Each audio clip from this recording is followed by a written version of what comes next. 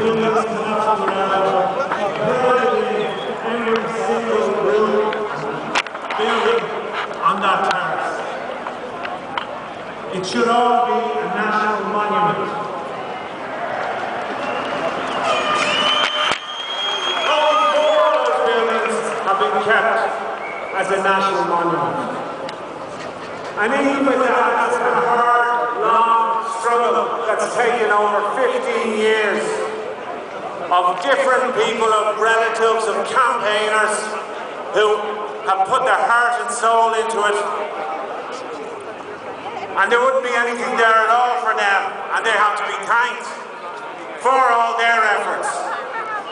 But now, in 2016, months away from the commemorations, the 100 years of the surrender that happened on Moore Street, they're trying to pull those buildings down. 3 of those buildings would have been demolished, only for the acts following from the rally we called on Moore Street and the occupation that took place of that building, of those buildings. And I know that there are a good few of the people who were involved in that occupation for those 5 days or 6 days over 5 nights who are here today. And they're probably at other demonstrations in relation on this today as well. Now those groups come from various different strands of the left, from Republican movement, and they worked together and they organised, and indeed they kept those buildings in a better condition than the speculator Joe O'Reilly and Chartered Land ever kept them, and they should be acknowledged for that. And they stay together now, and we continue to meet, and in preparation, there's a court case to be heard at the beginning of February. The 2nd maybe, but it could be earlier, it could be later. But people are resolute that they will not see any of those buildings on that terrace demolished, and we will hold those buildings in their entirety, and we want that terrace kept as it is.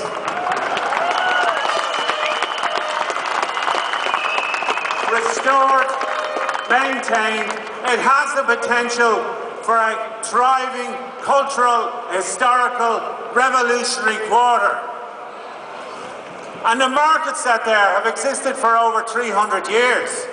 And those women who've also struggled for decades to try and earn a living, to try to get licenses, will continue to be there. They support what's gone on, they support our campaign. We meet with them every Saturday. And we ask you to join us next Saturday when we rally outside Liberty Hall, and as the men and women of 1916 did, we will march up past the G.P.O.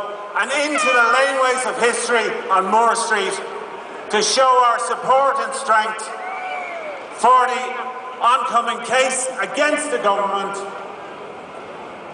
And we want to see those buildings, all of that terrace and the laneways brought back into the possession of the people, and a proper people's space and monument erected there for the memory of all those people who were involved in Moore Street and who went out in 1916.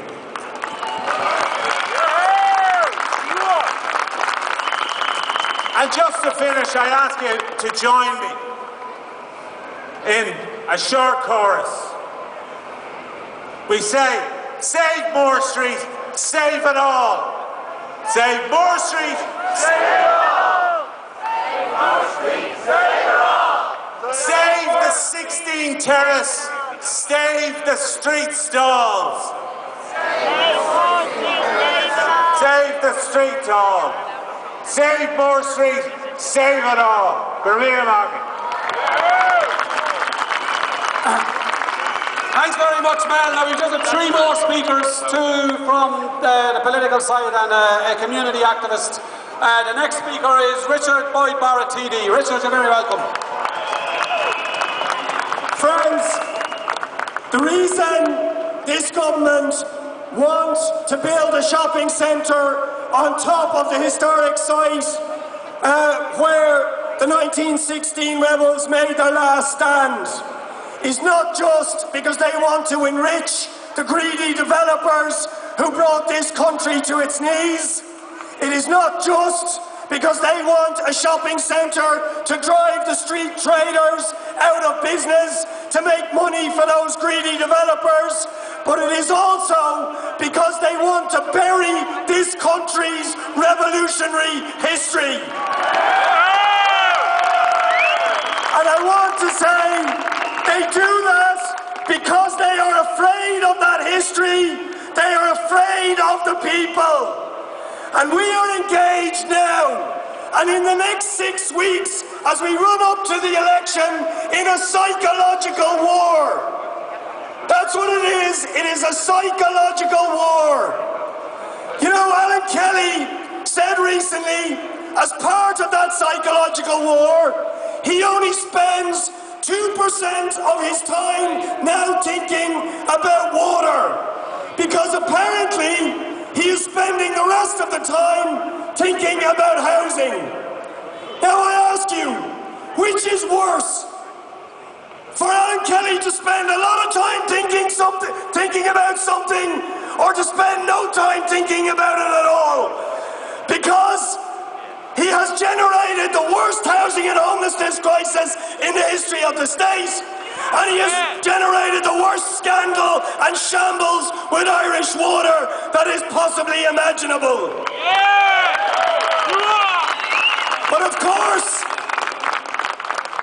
it is, as Enda Kenny stands out there in City West today and tries to tell this country and its people that they have been a tremendous success. This is part of the psychological war. They are trying to make us think and believe that the battle is over, that it is a foregone conclusion, that the same gangsters who inflicted such suffering on us for the last 5 years are going to be returned to power. But they are doing that because they know that this movement is a mortal threat to their control of this country. And it is unbelievable, it beggars belief that they could claim success. I mean, ask yourself, what are the most basic things that we need for a civilized society? Water, housing, health, and education. And they have made an absolute disaster of every single one of those things.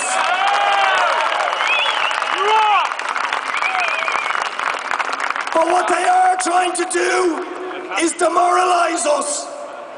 And that is really the battle ahead of us in the next 6 weeks. Let me respond to their arrogance. Even with the polls and all Dennis O'Brien's media propaganda, if you look at the polls now, this government will not be returned. They will not be returned. And they will not be returned because of water charges, because of the homelessness crisis, because of what they've done to the health service, because of the overcrowded classrooms, because they have plundered our pockets to enrich Dennis O'Brien and the Golden Circle in this country. But whether we realise their worst nightmare depends on what we do over the next 6 weeks. And what is absolutely critical is that we come back here on the Saturday before the election in our hundreds of thousands. We have to bring Dublin to a standstill on that day.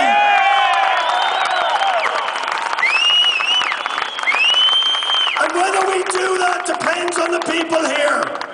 We can't do it. We This is the biggest mass movement in the modern history of the state. We have to translate that onto the streets on that Saturday, and then we have to translate it into a riot at the ballot box, which will sweep Fine Gael, Fianna Fáil and Labour off the political stage. So I conclude, we have a choice in this historic year of the centenary. Do we let Fine Gael, Fianna Fáil and Labour drag us back to the cronyism, to the corruption, to the inequality, to the injustice? Or do we bring ourselves forward for an Ireland, a new Ireland, based on equality, solidarity, social justice and fairness for all? The choice is yours.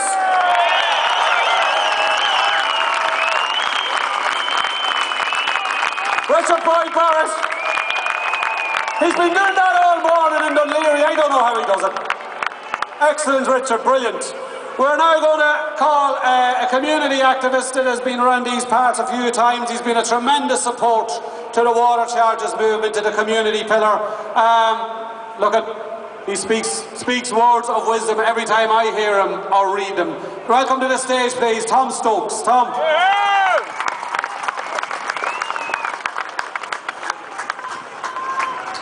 What a social movement. As Brendan has said before, this is the greatest social movement since the 1913 lockout. And here we are, we stand in the shadow of Larkin's statue. On the way here today, I walked close by Leinster House, and I tell you, there was a stench of corruption pervading the whole place. When we come here to the G.P.O, and I get the sweet scent of revolution in the air.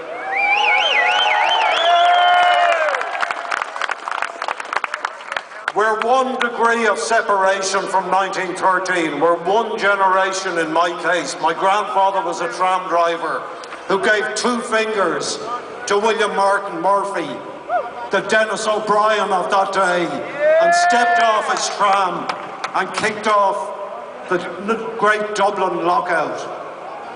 And at that time, the leaders who would emerge in the G.P.O and on the proclamation were worried that the Irish people were a busted flush, were a spent force, had no sense of their own pride or their own nationality or their own well-being.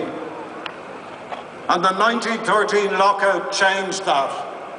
After the 1913 lockout, the people were on the move in the same way as the Irish water protests have put the people on the move today. So that 100 years ago, we see the same forces that opposed the workers in 1913. Tyrannical government, a business class that's driven by insatiable greed, and a press that is universally against what we are doing and what they were doing in their day, and owned again, don't forget, in 1913 by William Martin Murphy, and to a large part today by Dennis O'Brien, the corrupt oligarch.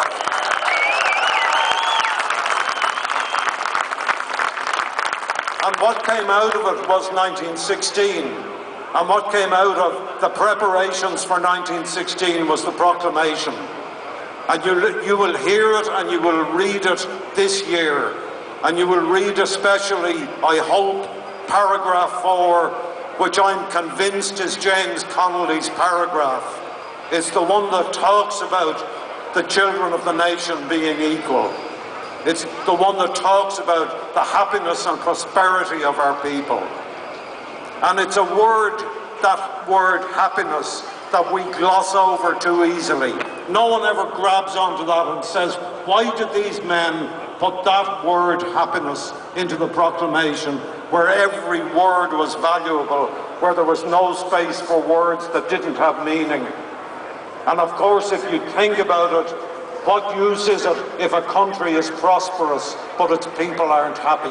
And we've come through 7 years of unhappiness. We could list all the causes of it, and they've been listed here. Let me just mention an epidemic of suicide. Imagine the failure of a state where people are driven to that extreme. And that epidemic isn't diminishing yet. But if we take that word happiness and apply it to all of the social conditions that we see in Ireland today, we can judge whether the nation has actually worked for the people or not worked for the people. And in our case, we can see that all of the reasons for unhappiness exist. Housing, bad education, three-tier education. The children of the working class get one type of education. The children of the rich get a very different type of education.